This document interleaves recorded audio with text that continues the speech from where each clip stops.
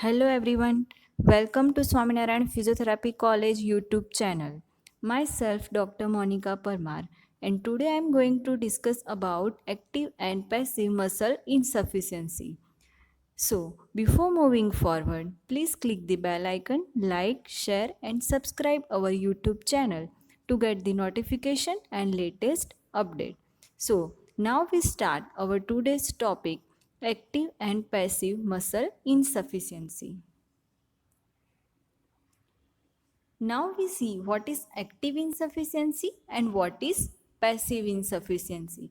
First, active insufficiency, when the muscle becomes shortened to the point it cannot generate or maintain the active tension.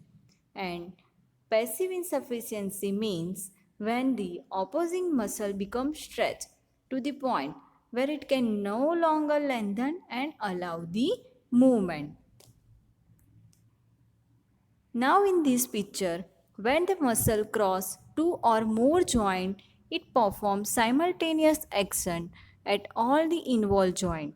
The muscle is unable to produce effective tension at all the joint. It's called active insufficiency.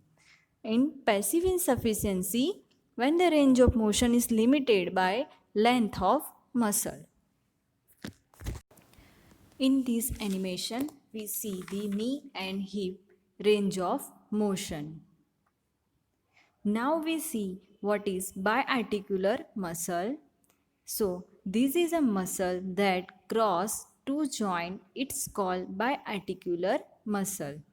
In knee extension and hip flexion, the hamstring is fully stretched position.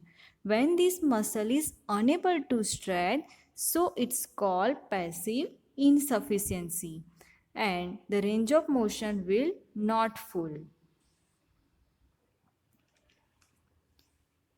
To increase the range of motion, we do one thing to relax the hamstring muscle. So for relax, we flex our knee joint and then perform the hip flexion. So the further hip flexion can occur. The person can perform full hip flexion to relax the hamstring muscle. Now, if the passive insufficiency is present, so stop the motion of one joint.